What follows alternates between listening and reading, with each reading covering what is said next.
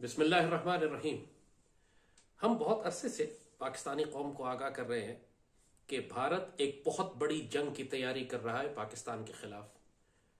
پچھلے چند سالوں میں، خاص طور پر 2019 کے بعد سے، جب سے اس نے کشمیر کو ضم کیا ہے زبردستی، تقریباً $100 ارب کا اسلحہ خرید کے وہ براہ راست پاکستان کی سرحدوں پر اس کو لگا چکا ہے۔ اور اس وقت جو جنون کی حد تک بھارت کی جنگی تیاریاں ہیں، جو ڈپلائمنٹس ہیں، جو ایمونیشن ڈمپنگ ہے، جو وہ ملٹری ٹریننگ اور ایکسرسائزز کر رہے ہیں، یہ بالکل واضح بات ہے کہ وہ روس کی طرح کسی بھی وقت، جس طرح یوکرین پر اس نے حملہ کیا تھا، یہ پاکستان پر حملہ کر کے ایک بہت بڑے علاقے پر قبضہ کرنا چاہتے ہیں۔ اور اس پر ہم تفصیل سے بات کر چکے ہیں کہ بھارت کو یہ سارا موقع 2019 کے بعد کی حکومت نے دیا، جب انہوں نے کشمیر کو ضم کرنے والے تنازع کے اوپر خاموشی اختیار کر لی۔ بھارت کو اجازت دے دی کہ لائن آف کنٹرول پہ وہ بنکرز بنا لے، اس بات کی اجازت دی کہ کشمیر کے اندر وہ آبادی کا تناسب تبدیل کر دے، کشمیر کو تقسیم کر دے، اور پاکستان صرف تماشا دیکھتا رہا۔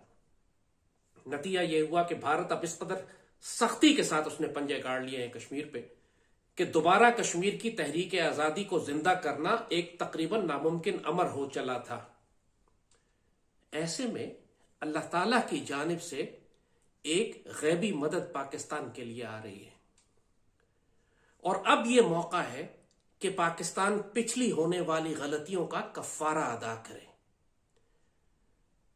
بھارت کے اندر خالصتان کی تحریک آزادی نے اچانک بھڑک کر ایک آگ پکڑ لی ہے۔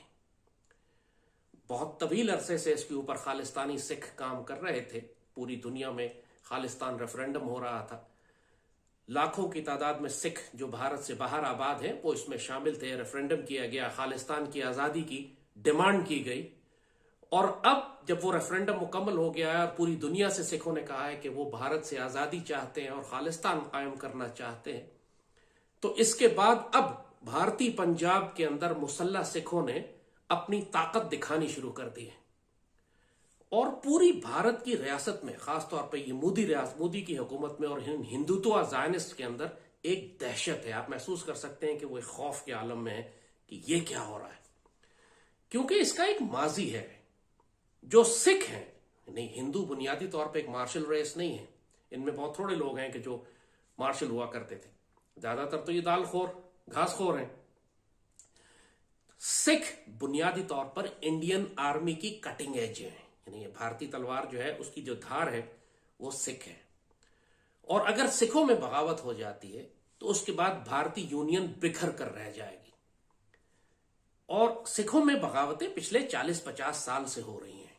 پاکستان جب بن رہا تھا اس وقت قائد اعظم نے کہا تھا سکھوں سے کہ تم پاکستان کے ساتھ شامل ہو جاؤ، لیکن اس وقت جو سکھوں کی لیڈرشپ تھی اس نے قائد اعظم کی بات ماننے سے انکار کیا اور بھارت کے ساتھ چلے گئے۔ لیکن آنے بعد کے وقتوں میں آپ نے دیکھا کہ خاص طور پہ 80s کی دہائی میں یہ وہ دور تھا کہ جب پاکستان میں جنرل ضیاء کی حکومت تھی، ہم سوویت یونین کو بھی افغانستان میں روکے ہوئے تھے، اور اس سے پہلے چونکہ بھارت مشرقی پاکستان کو توڑ چکا تھا تو بھارت میں موجود سکھوں کی تحریک آزادی کو پاکستان کی پوری حمایت حاصل تھی۔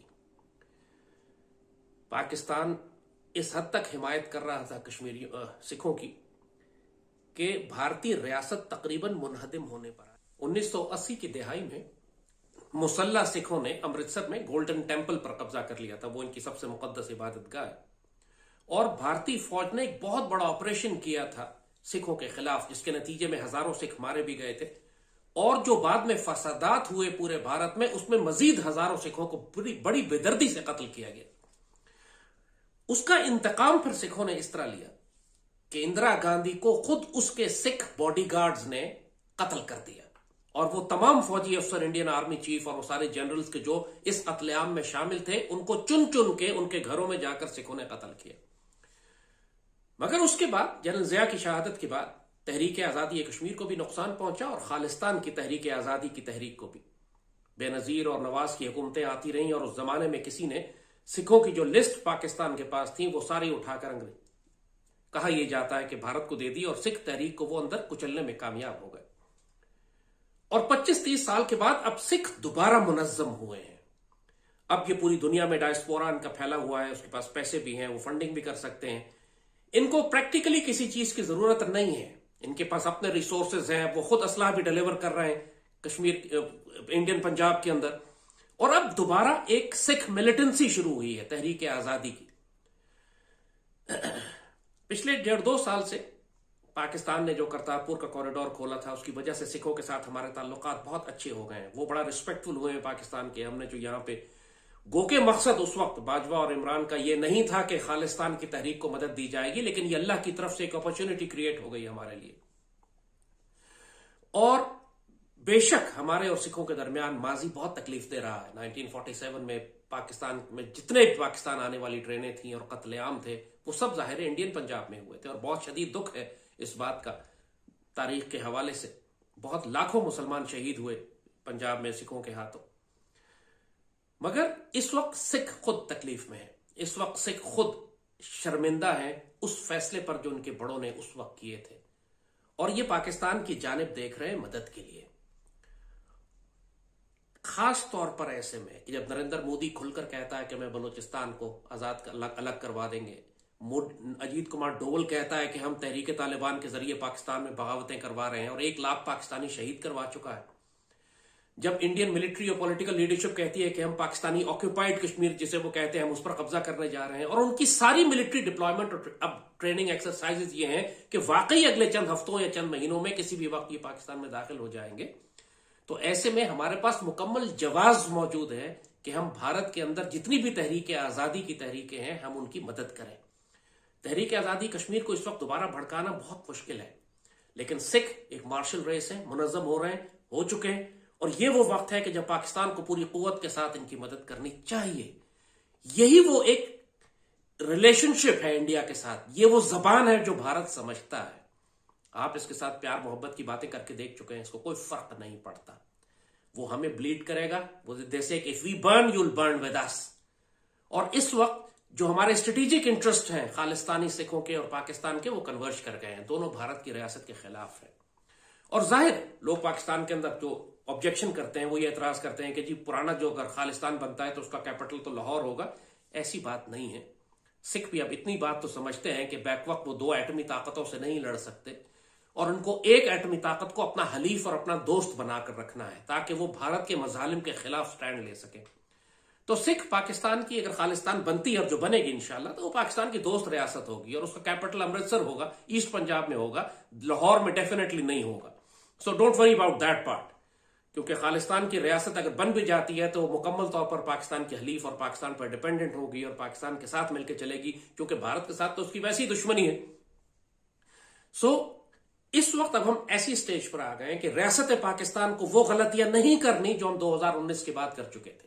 अल्लाह बार बार हमको प्लेट में रख के स्ट्रेटेजिक मौके दे रहा है कि तुम इनको इस्तेमाल कर लो। इस पाकिस्तान पर खास करम है अल्लाह का कि जब हम ये समझते हैं कि all lost, everything is gone, और हम अब बिल्कुल दीवार से लगा दिए गए, उस वक्त अल्लाह हमारे लिए कोई रास्ते निकालता है, अल्लाह हमारे लिए ऐसा मखरज निकालता है, एग्जिट्स निकालता है कि जब अगर हम उन स्ट्रेटेजिक अपॉर्चुनिटीज को इस्तेमाल कर लें तो जो प्रेशर दुश्मनों को हमारे ऊपर है वो हम रिलीज कर सकते हैं।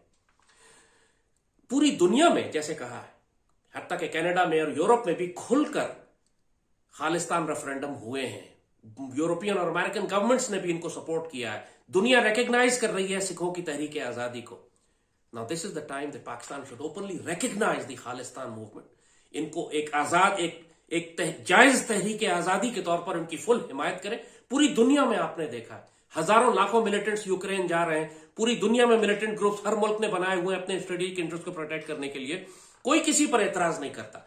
जुर्रत और दलेरी के साथ खुलकर जैसे कहा कि डिक्लेयर्ड फॉरेन पॉलिसी बनाए कि हम भारत के अंदर तमाम तहरीक आजादी की जितनी भी तहरीक और मूवमेंट्स हैं हम उनको सपोर्ट करेंगे, चाहे वो नागालैंड हो, चाहे वो नक्सलाइट्स हो, चाहे वो सिख हो, चाहे वो कश्मीरीज हो। पाकिस्तान हर जगह हर कौम की तहरीक आजादी की हिमायत करता है। और फिर आप अगर इखलाकी और सिफारती और अस्करी हिमायत करते हैं खालिस्तान की, फिर किसी का बाप भी आप पर एतराज नहीं कर सकेगा। जरा मर्द के बच्चे बने, करें, it's an opportunity that Allah has given you. ये करनी पड़ेगी अब हमें। हमने अजीत कुमार डोवल ने टीटीपी और बीएलए इस्तेमाल करके जो हमारा खून बहाया है, उसका जवाब यही है कि हम भारत के अंदर जितनी भी आजादी की तहरीकें हैं सबकी हिमायत करें। अल्लाह अब हमें अपॉर्चुनिटीज दे रहा है। खालिस्तान اور اس کے بعد کشمیر اور نیکسلائٹس اور ناگالینڈز، ان سب کو ہم نے سپورٹ کرنا ہے ہر حال میں۔ بھارت کی ریاست نے ہم پر حملہ کرنا ہی کرنا ہے، ہم جو مرضی کر لیں، لوگ کہ ہم بھڑکا دیں گے بھارت کو، وہ حملہ کرے گا، حملہ تو وہ ویسے ہی کر رہا ہے۔ بھارت کے اندر 20 کروڑ مسلمانوں کو جینوسائیڈ ویسے ہی ہونے والا ہے، آپ چاہیں یا نہ چاہیں۔ کم از کم اپنا ایک اسٹریٹجک لیوریج آپ کریٹ کر لیں گے بھارت کے اندر، کہ خاص طور پہ ایسٹرن پنجاب، بھارت نے ساری جنگ ایسٹرن پنجاب میں کرنی ہے، وہاں سے اس نے پاکستان پر حملہ آور ہونا ہے۔ اگر وہاں پر آپ ایک لاکھوں سکھوں کی ایک ہمدرد بیلٹ بنا دیتے ہیں، یا خالستانی سکھوں فریڈم فائٹرز کی ایک ٹیم تیار کر لیتے ہیں جو بھارتی فوج پر پش سے حملہ کرے، تو یہ پاکستان پر پریشر کم کر دے گی۔ Now these are the moments that we must operate. We must move fast. Time تھوڑا ہے ہمارے پاس، کیونکہ بھارت کسی بھی وقت داخل ہو سکتا ہے۔ اور اس وقت جبکہ ایسٹرن پنجاب میں آپ دیکھ رہے ہیں کہ امرتسر کے اندر اور وہاں خالستان تحریک اٹھ کھڑی ہوئی ہے، تو now is the time that Pakistan should openly declare۔ ہمیں کوئی چھپ کے خفیہ کام چوری چھپے کرنے کی ضرورت نہیں ہے، کھل کے بات کریں کہ ہم ہر جگہ تحریک آزادی کی حمایت کریں گے، اور سکھوں کو انوائٹ کریں کہ آؤ بسم اللہ پاکستان۔ جب کینیڈا میں سکھ اور یورپ میں بڑے بڑے اجلاس اور جلسے کر سکتے ہیں، پاکستان میں کیوں نہیں کر سکتے؟ جب انڈیا پورے BLA اور TTP کو انوائٹ کر کے پاکستان میں دہشت گردی کروا سکتا ہے، تو ہم کیوں نہیں؟ تحریک حریت کانفرنس جب پاکستان میں بیٹھی ہوئی ہے اور ہم اس کو سپورٹ کرتے ہیں انڈیا کی ناراضگی کے باوجود، تو ہم خالستانی سکھوں کو بھی کر سکتے ہیں۔ So let's do it. یہ اللہ نے ہمیں ایک اسٹریٹجک اپرچونٹی دی ہے، اس کو ضائع نہ کریں۔ اس طرح کے موقع بار بار نہیں آتے۔ سکھوں کو ہماری ضرورت ہے، ہمیں سکھوں کی ضرورت ہے۔ ایک اسٹریٹجک الائنس ہمارا بن سکتا ہے اور بن چکا ہے، اس کو ہم نے صرف اب ڈیولپ کرنا ہے۔ اللہ پاکستان کا حامی و ناصر ہو۔ انشاءاللہ غزوہ ہند بہت نزدیک ہے، اور جب بھارت کے ساتھ ہمارا تصادم ہوگا تو وہ تمام اقلیتیں جن کے خلاف بھارت ظلم کرتا رہا ہے، وہ اسٹریٹجک الائنس میں ہمارے ساتھ ہوں گی۔ Now is the time to make an investment. Pakistan